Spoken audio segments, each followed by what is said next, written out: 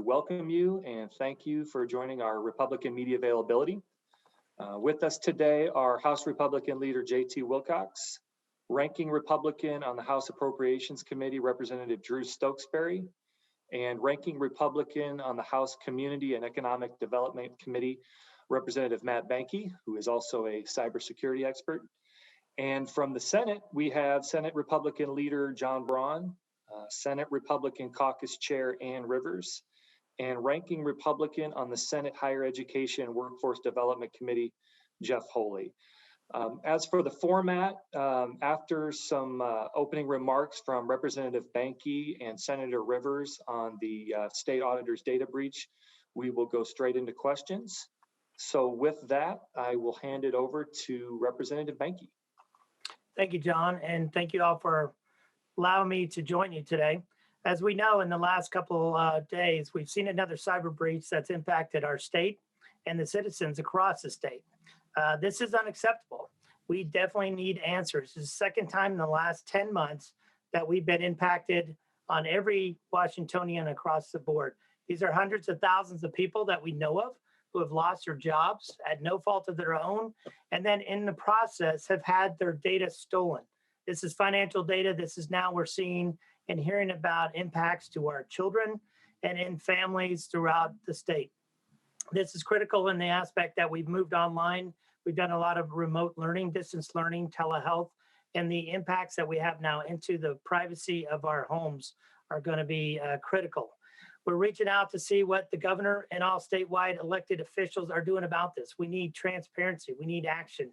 People are frustrated. They're ticked off that there's no doing anything about it. And this is the second big one that we've seen. And today we're talking about actions that we can go ahead and showcase transparent, accountable, measured approaches that we can respond to this in a way that we support the citizens across the state. One of those, of course, is doing the due diligence across having your antivirus, having your malware, having everything scanned currently to your credit reporting agencies and defending against that. I know the SAO has brought up actions that you can go to the website right now and look at critical steps so we can see to where each one of us can do right now to help each other out. But we're looking across the board, and this group today is leading efforts where in the state, we can put that together with a single point of contact to leverage enterprise services to have defense in-depth operations to secure this data from ever happening again. And I look forward to the discussion today. Thank you, Representative Boehnke. Representative Boehnke and I both serve on the Technology Services Board, and so we pay particular attention to this. First, I have to say, with regard to the SAO, the State Auditor's Office, that I'm really impressed with the transparency that they've displayed in handling this situation. It allows our constituencies to be able to protect themselves if they know something's out there. And it would have been great to see this type of transparency from ESD. We'll keep waiting for that. But as we move forward, it's important for us to be able to enable and empower our CIO, our Chief Information Officer of the state, who is charged with all things technology in the state. We need to make sure that they are empowered to help us prevent this from ever happening again. All right, we'll go to questions now. And we'll start with Rachel LaCourte from the Associated Press. Hi, good morning. I was hoping that Representative Stokesbury and others, if they wanted to weigh in, could talk about the billionaire tax that is being heard in the House Finance Committee this afternoon. If just kind of your general thoughts on the measure and whether you think there's any chance that that might actually pass this year. Thank you.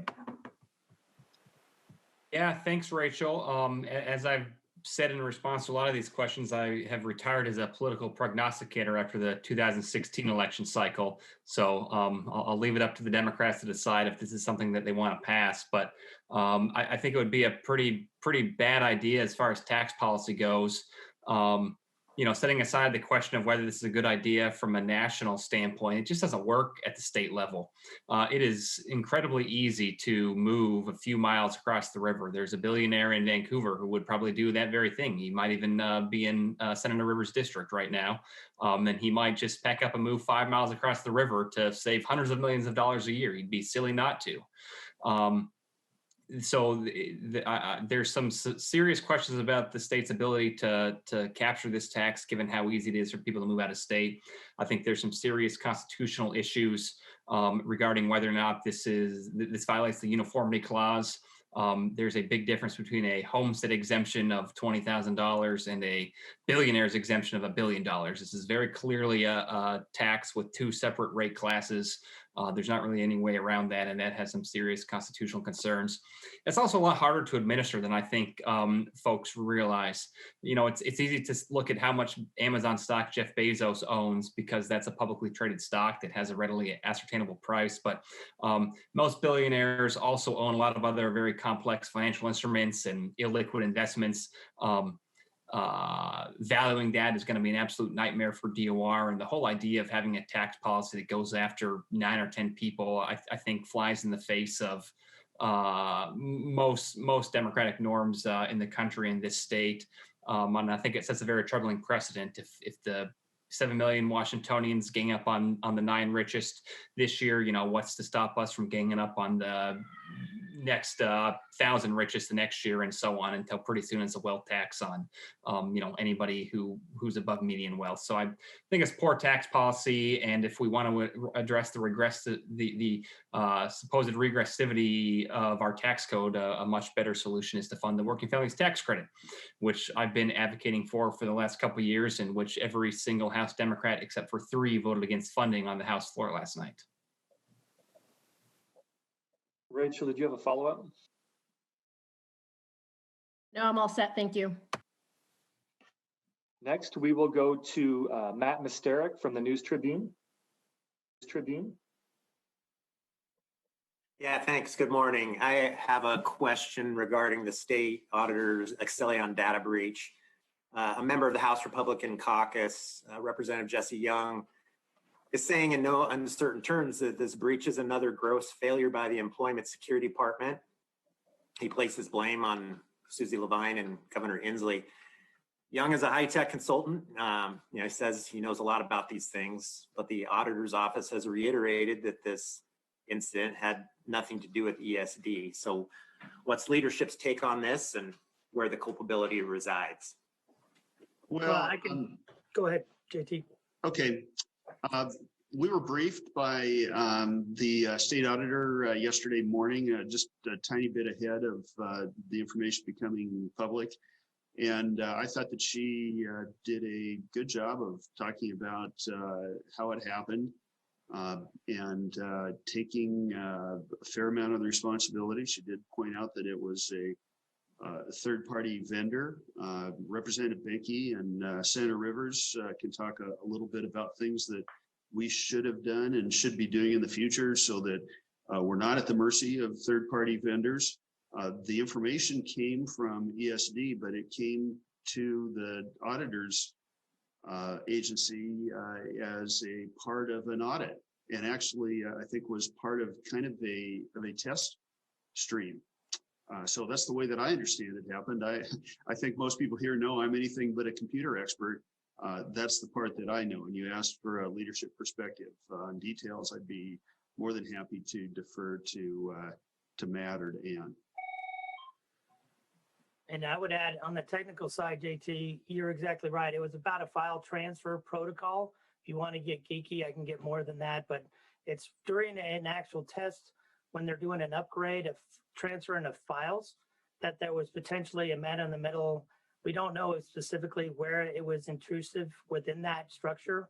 I teach some of this currently and have dealt with a lot of this throughout the last 30 years of being with the U.S. Army Cyber Command and other things that we've seen across the international spectrum of increases to our data intrusion and breaches across our networks, from multinational organizations to the Nigerian cyber ring to others. So it's a matter of really, they could have been in there before, they could have been held kind of silent in surveillance or reconnaissance mode, and then they were just discussing when's a good time to attack, and then they executed it around Christmas time. So yeah, we can get more into details if you want on some of that as well. And I would add, I've not spoken with Representative Young, but his point is well taken. But for the mismanagement at ESD, we wouldn't even be having this discussion. So, you know, maybe there's some piece of that in there that he's referring to. Did you have a follow-up? I guess I'm fine. Yeah, I just was curious what the overall reaction was to Representative Young's statement, which really largely doesn't even talk about the auditor's office. It pretty much focuses on ESD. And I'm fine, thank you. Next, we will go to Melissa Santos from Crosscut.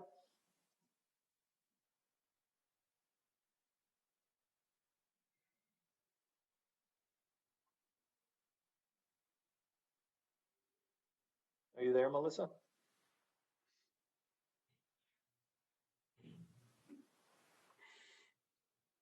Okay, we will move on to Sarah Gensler from McClatchy. All right, can you hear me okay? Yes. I would like to hear from Representative Boehnke just specifically what the legislature's role might be in addressing this. I hear sort of this breach drawing attention to the importance of generally cybersecurity, but is there something that the legislature might do specifically to address what was at play in this specific breach? No, and thank you for that question. Senator Rivers and I were kind of talking about overall strategy and then into the details. So I'll give her the credit to do the overall one, and I'll go ahead and focus on, we're looking at specific operations where what personal data should be stored in what agencies and for how long. For example, one of the operations we're looking at is, why do we still continue to have full Social Security numbers in locations around the state agencies when we can identify those by other means? What about identifying different areas of what a definition of personal information should be? And then how long should that be in accounts for different areas within this? Where should we house our audit critical data that could be classified as a little bit more than public agencies, like, for example, audits and things that are going on with that? And I'll hand it over to Senator Rivers about the strategic plans that we're looking at. I think we also have to be looking at the resources that are needed by the OCIO or the Office of the Chief Information Officer to be sure that they are providing they can provide the protections that we need as a citizenry. The other thing is that we're working with systems that are very, very old in our state. It's not just us. It's the community college system. It's other agencies that are working with aged systems that are just ripe for the picking. And so for us, I think we have to make a call about, are we going to be penny wise and pound foolish in terms of where we allocate resources to make sure that we protect our citizens' data as if it were being kept in Fort Knox rather than in, Mayberry RFD. Sarah, did you have a follow-up question? Not right now, thank you. Okay. Next, we will go to Joe Sullivan of the Seattle Times. Hi, question for Senators Holy or Rivers, since I believe you're both on the Senate Healthcare Committees. As budget writers look to address the many years-long underfunding of the public health system, I'm just curious to get broadly your thoughts about what the legislature should be doing, both dollar-wise and policy-wise, to bring the state and local public health districts up to speed. Jeff, would you like to, or do you want me to take that? You start, I'll follow. Okay, great. So, Joe, you might remember that when I was the chair of Senate Healthcare, that I had a fully funding foundational public health bill that we funded in the Senate budget, but when it went over to the House, it got gutted. So it's very clear that we could have used that to make sure that we had adequate PPE and other necessities during the COVID. The only thing that we know for sure is another disaster's coming, and we know for sure that we cannot weather it the way that we weathered this. So we need to be better prepared. And I feel like the taxes that have been proposed to pay for this are very, very regressive. A sugar tax, which hits and soft drink, the beverage tax, which hits those who are already economically struggling the hardest. Healthcare tax, which of course hits those who can barely afford insurance as it is the hardest. So I think what we have to do is say to ourselves, is this a priority? We're sitting on $5 billion right now. It seems to me that a wise use of that resource is to fully fund foundational public health. I'm going to follow up. That is a great lead-in, talking about priorities of government, Senator Rivers. We always talk about infrastructure and roads, and then you have K-12 education, which pretty much has taken a life of its own with McCleary. You have public safety, which everybody demands that be adequately funded. But the third leg to that stool are the most vulnerable, and that's exactly what we're talking about here. Quite frankly, we've had vehicles this is my 9th year in the legislature. We've had vehicles over the years that we've attempted to use to adequately fund. Say, for example, 2013, when I first came to the legislature, we had about a $38 billion operating budget. We're pushing past $58 billion at this point. And quite frankly, with those kind of massive increases, it's funny how there's always seems to be a tax increase or some tailor attached to providing programs like this that really are fundamentals of government. So yes, we made the attempt. Senator Rivers covered that, and that's not the first time. That is one of a series of attempts, and that have been unsuccessful doing so as something standalone that we should have funded when we had huge bandwidth and able to do so over the last 8 years here. And I'll just add, from a House standpoint, again, we hear over and over when the majority stands up to defend their budget that budgets are about priorities. And Senator Rivers mentioned that as well. Budgets are about priorities. We agree. Democrats have controlled the governor's mansion since the day I was born. If public health is underfunded, why? Whose fault is that? When the Republicans control the state Senate, they made public health a priority. When Democrats come out with budgets out of the House and out of the Senate, they don't make it a priority. We have 4% annual revenue growth through the pandemic, and the budget overall has grown by about 80% since the governor was elected. If we can't find it within ourselves to fund foundational public health in the midst of all that revenue growth, then is it really a priority for the people writing the budgets? I know it is for our caucus and the Senate Republican caucus, and I think you'll continue to see that throughout session. But saying that we can only fund it if we have new taxes on soft drinks or health insurance, that's not a priority. That's just a money grab. Right. Oh, did you have a follow-up? Yeah, a follow-up for any of the three of you. Then setting taxes aside, I believe at least the healthcare assessment proposal would put $150 million a year toward public health. Is that the ballpark size of investment you think the state needs to make? No, in 2017, it was 178 million that I had requested and that we had booked. So this is, I think it's a nice starting place, but I don't think it really fully gets us there.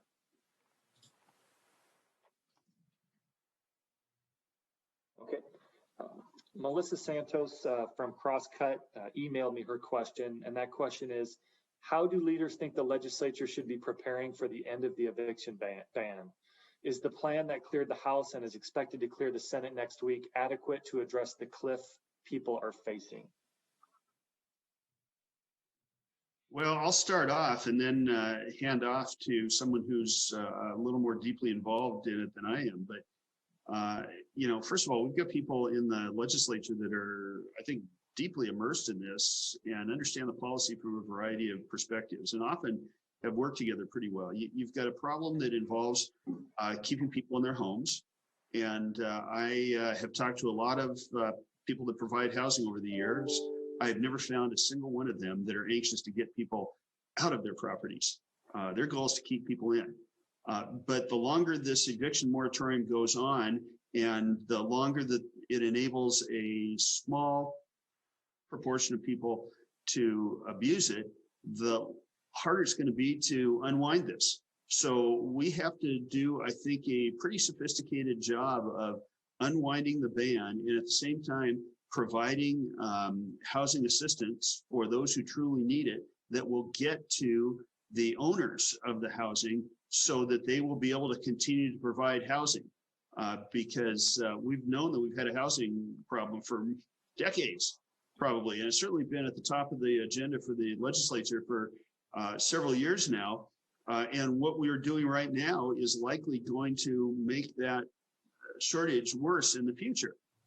In our caucus, we have two highly qualified people that have been around this for a while, Andrew Barkas and Jeremy Dufault, who are both working on this, and they're working hand in hand with Representative Stokesbury. So I'm going to exercise the prerogative of a caucus leader and ask someone who knows more about it to provide a better answer. Well, I'll just add in response to Melissa's question. I mean, Representative Wilcox is right. Andrew Barkas has a bill that would phase out the eviction moratorium, but also spend $600 million out of the state's rainy day fund to help with back rent. Representative Dufault has a bill that would create a voucher program and provide $300 million from the state's rainy day fund. I had a bill that would have provided $600 million in rental assistance between state and federal sources. None of those bills have gotten hearings. Yesterday, the House Democrats rejected $300 million of rental assistance out of the state's rainy day fund. Again, every House Democrat voted against that except for 3. And that wouldn't have even changed the eviction moratorium. It would have just been extra money for rental assistance in the pockets of tenants impacted by COVID. That was rejected. The Democrats' plan uses federal money and a whopping $30 million of more flexible funds that they're choosing to use. So on the one hand, Republicans are proposing $300 to $600 million. Democrats are proposing basically 30.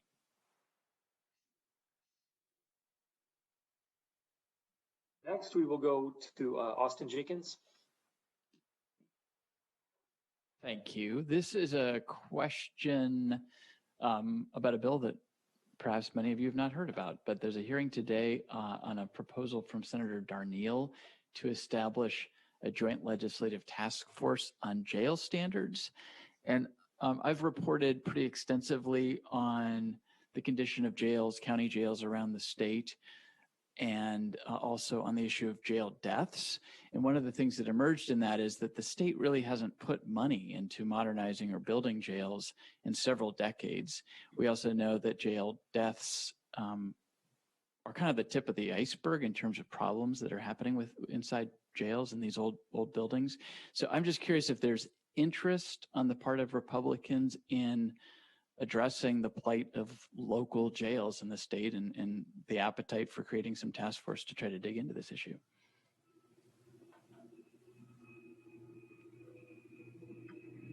Well, Austin, I think you might have stumped us. None of us have heard of that bill.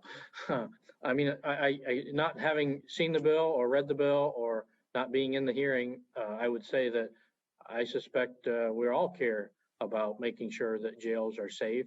And they are, and that we are treating whoever's incarcerated there with respect and dignity. And so I don't, the idea that the state would study that or be to appoint a task force to study it does not seem all that controversial to me.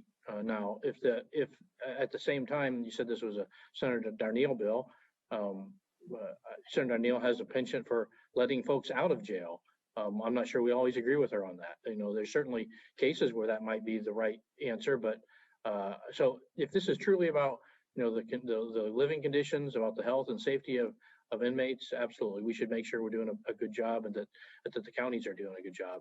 If it's about just setting the stage for once again loosening our state's laws in favor of folks who have violated law over law-abiding citizens, we probably have some disagreements. Okay, could Senator Holy maybe address this? Because I know you're from the Spokane area where there's been a lot of concerns about that jail. There has been.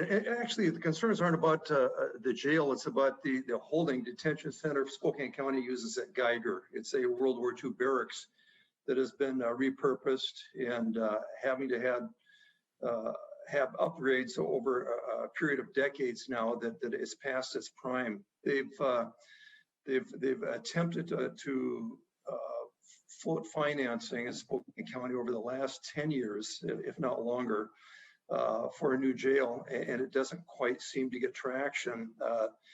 There's so many different intervening things in play with Spokane County in particular, having to do with the possible renting of jail space with adjacent counties, rather than the cost of building something, the ability to renovate or expand what we currently have. And also the other side of the coin has to do with the criminal justice system, talking about attempting to reduce the need for jail or find other home confinement options here, other SOSA or JOSA, drug or sexual offender sentencing options other than specific hard time. There's a real conflict with this in Spokane County that hasn't seemed to be resolved yet. And I would add, Austin, that this is something that is typically reserved to the county governments to manage. And even if we were to bond for them in the capital budget, it still requires some revenue source from the county. And so the locals end up being truly in charge. And I know this because I did a jail campaign up in Cowlitz County once, a long time ago. And the locals, they feel like they have an idea of what jail is and that it's supposed to be punishment. So this is one of those times where we really have to work closely and respect the separation of governmental authority.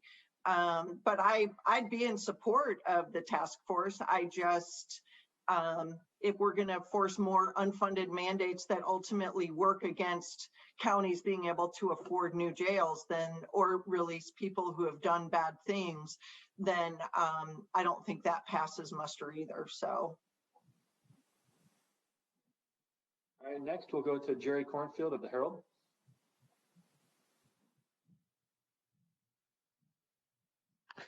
This question's for Senator Braun. Senator, I wondered if you could talk a little bit about what your caucus strategy will be on the COVID package. You probably are aware of what happened in the House, mostly partisan vote, a number of amendments. One did make it, most were rejected. So I'm wondering if your caucus will try some of those similar amendments and whether you've been in conversation with the majority party about maybe changes to that bill that you guys would like to see. Sure. So we have actually been in conversation with the Senate Democrats since early in the session about what's been termed the early action bill package. And while we're not in complete agreement on all of those bills, many of them we are in agreement and they're passing on bipartisan lines. I think on the bill you're talking about,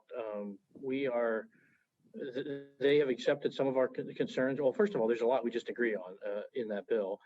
There's some things where we agreed on the spending, but we were concerned about how it be implemented, and they have been receptive to our suggestions on how you improve the language to make sure the money actually gets out there and does the things you intend for it to do. There's still a couple remaining things that I think will be concerns in our caucus, but I expect, and that doesn't mean we won't attempt to improve it, which is how I see the efforts of the House Republicans, is they saw a bill that did some good things, but could do more good things more quickly for the people of the state of Washington, and they tried to make that happen. So I don't disagree with that effort. That doesn't, I think, preclude us from supporting the underlying bill.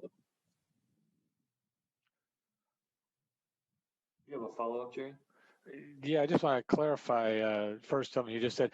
It sounds like the version that will move out of the Senate might be changed from how it's arriving from the House. Is that your sense? And that it would then go back to the House? Or you or do you think, because they are trying to keep it clean and move it straight through?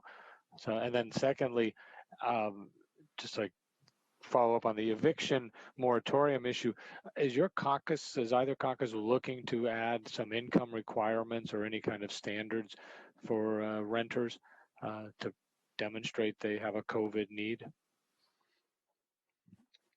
So I believe, and we're actually, now that the bill's come over from the House and we have it in that form, we're going back and checking, but we believe a number of our concerns that we discussed, 2 or 3 weeks ago with the Senate majority got incorporated into the bill early on. So I think that doesn't necessarily mean we need to change in the Senate, but we've been kind of waiting to see what actually came over. We got a little bit of work to do to make sure that our concerns were addressed, or if they weren't, then we'll have to decide how to handle that. But I think the majority's preference is to send it out clean. We're going to weigh it on its merits and offer amendments as we think appropriate, and we'll see what happens from there. I'm not going to commit to sending it clean or commit to changing it. We got to study the bill just like the legislative process envisions, and then make our recommendations accordingly.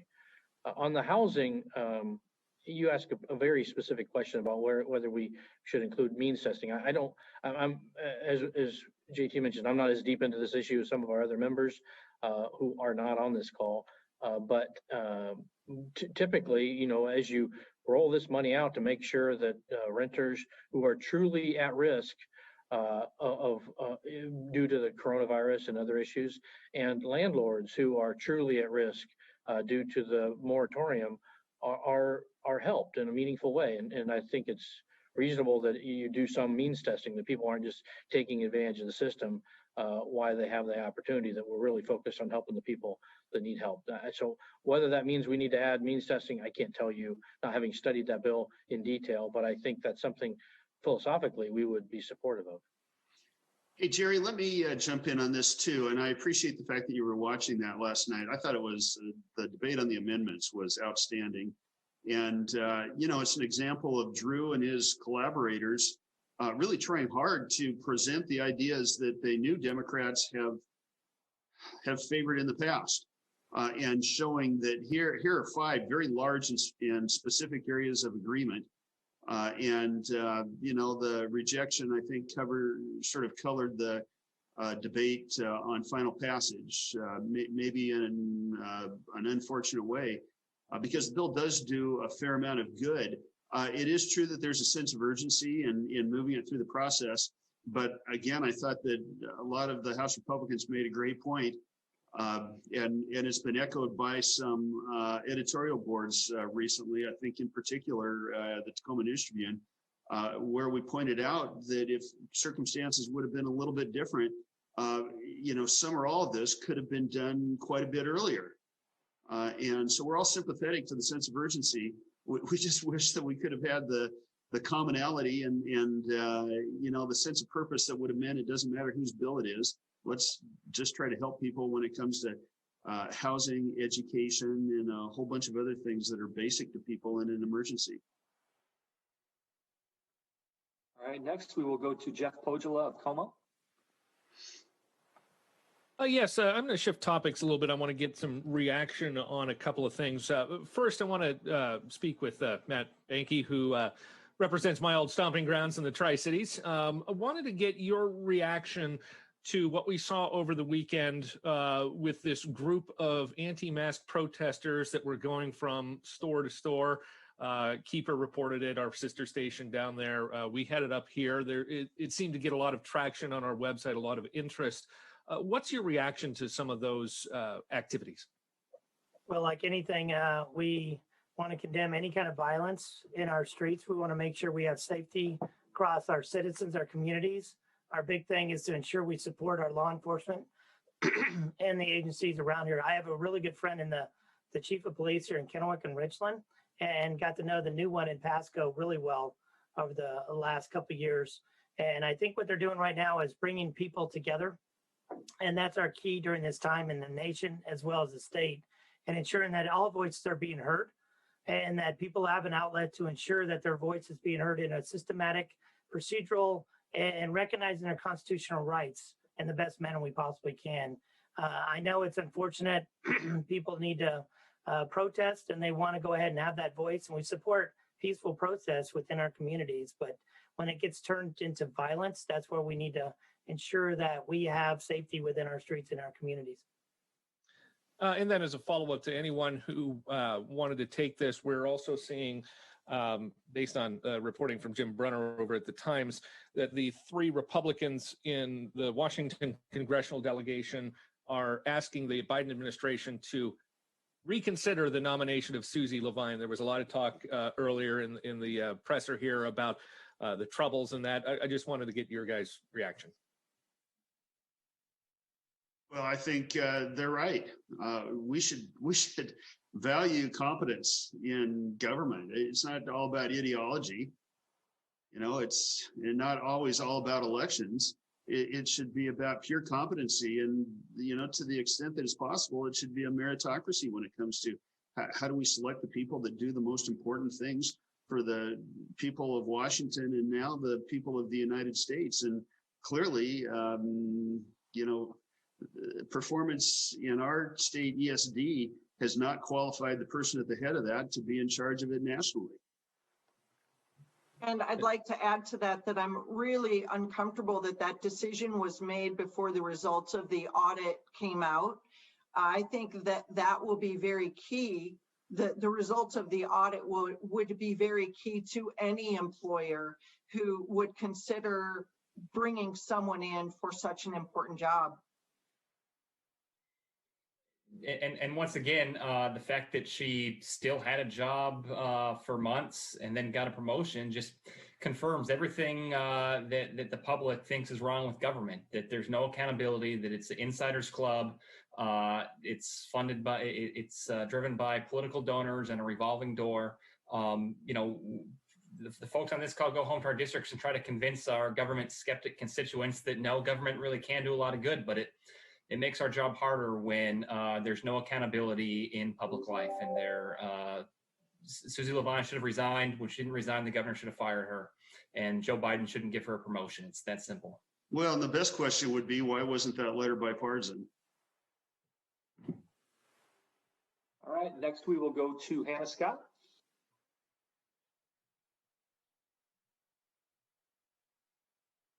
Hi. This is really for anybody. I wanted to get your take on some of the education bills. I know Senator Hawkins has the pilot program for year-round school that I think everybody pretty much supports. I wanted to see if there was anyone on the panel that had thoughts about Senator Hunt's bill that would be for the year of bridge, the pilot program for a bridge year. And then did any of you have a chance to see the stabilization funding bill that was dropped by Representative Dolan today?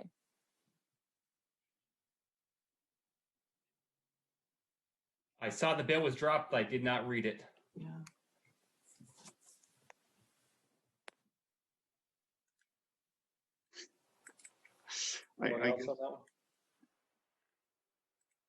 Well, Hannah, again, not having read that bill, but what I can point you back to was our debate on the House floor last night.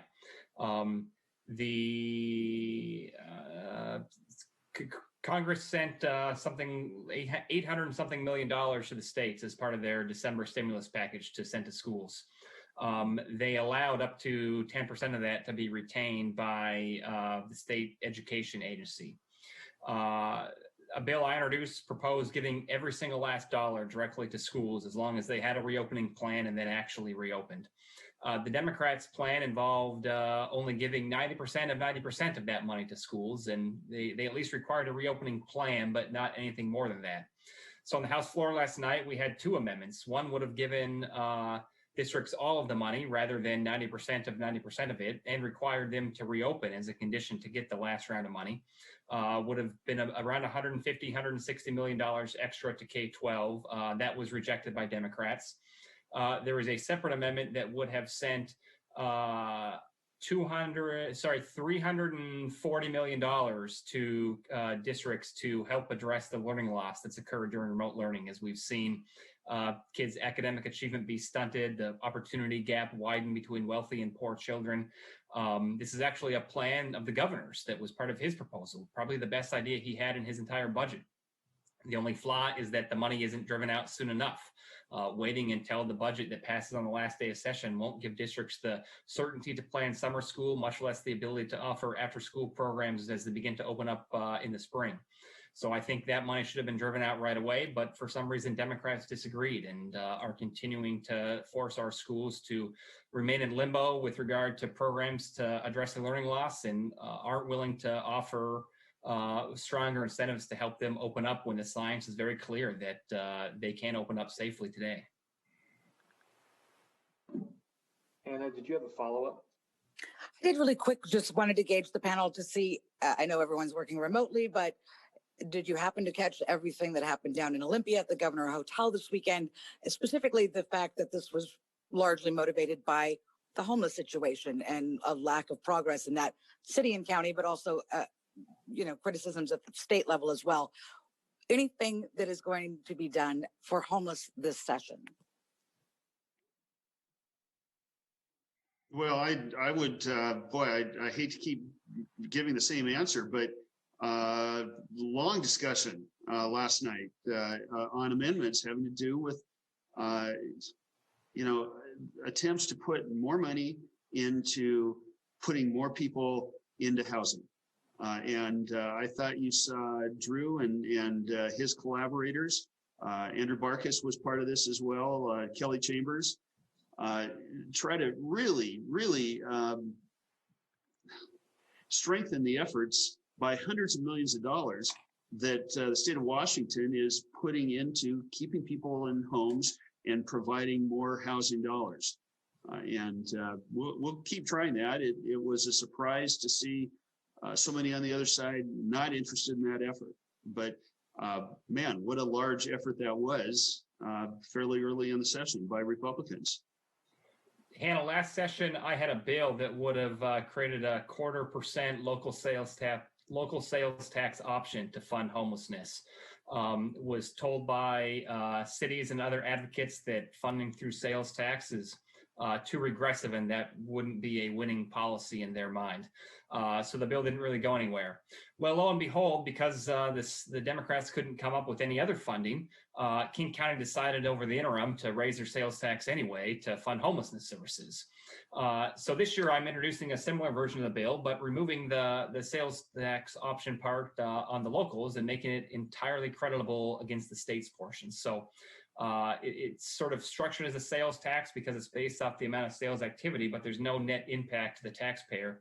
Instead, it's only state dollars that will go to cities as long as they agree not to have safe injection sites and agree to keep camping at least 1,000 feet away from schools, parks, playgrounds, and courthouses. A couple of very basic requirements that the vast majority of Washingtonians agree with. And if cities can agree to that, they would have the ability to get 1/8 of a cent back in sales tax collections that currently goes to the state. Would provide more money to cities than the governor includes in his plan. It's a bill that I just got the blue sheet for over the weekend, and we'll be introducing the next couple days. And I think will be part of Republicans' conversations of priorities we would fund if we were in charge. I'd like to address this issue slightly off message. Homeless is an issue unto itself. However, what is it about the current environment that allows groups on both sides of the political spectrum, homeless, completely separate issue out there, become so emboldened or confident in what they're doing to move past addressing the legislature, protests, civil disobedience, and move right directly to criminal activity in bulk, in large groups. And we've seen this a lot in having to do with ideological positions here or compelling positions, as with the homeless. Nonetheless, they're moving beyond that which has historically, at least for the last 50 years, not been seen in such volume. And does this have something to do with the response or lack of response by public safety? It seems like sometimes bad behavior that goes unchecked or unaddressed emboldens people that engage in bad behavior, and they become more emboldened and extend further bad behavior. So I'm just wondering about the environment that we've allowed to happen or created here over the last couple of years that has given rise to these type of behaviors. We've got time for one more question, and that goes to Michael Goldberg of Washington State Wire.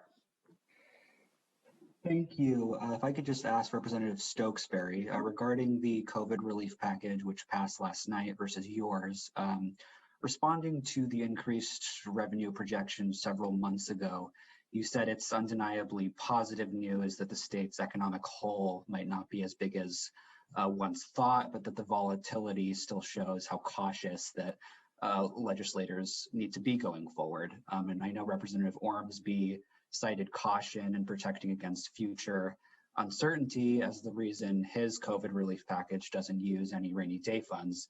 So as your proposal would have spent more, how are you thinking about sort of caution and protecting against future uncertainty at this moment?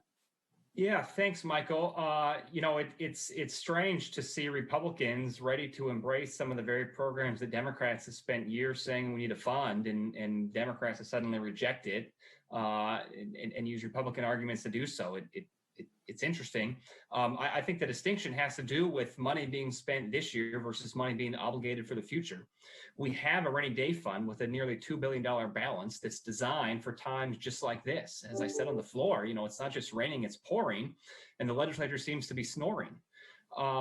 If now is not the time to tap into the rainy day fund, then when is? What is the purpose of it if it's not to use it at a time just like this? So I absolutely think that we need to be bold and be big with how we talk about using the rainy day fund to help us, to help stimulate and accelerate a permanent recovery. I think where caution is needed is in terms of the biennial budget with ongoing expenses, given how volatile future projections have been going out 4 to 6 years. That's where I would be very hesitant to write a budget that assumes a lot of new revenue coming in when we're not totally sure just how long the recovery will take and just how sharp its upward trajectory would be. I think it's perfectly consistent to advocate for being big and bold with our state savings right now to help accelerate that recovery, but also being cautious with how much we extend and commit the state going 2, 4, 6 years out into time. Well, that's all the time we have today. I just want to thank everyone for joining us. We appreciate it, and we will connect with you again next Tuesday. Thank you.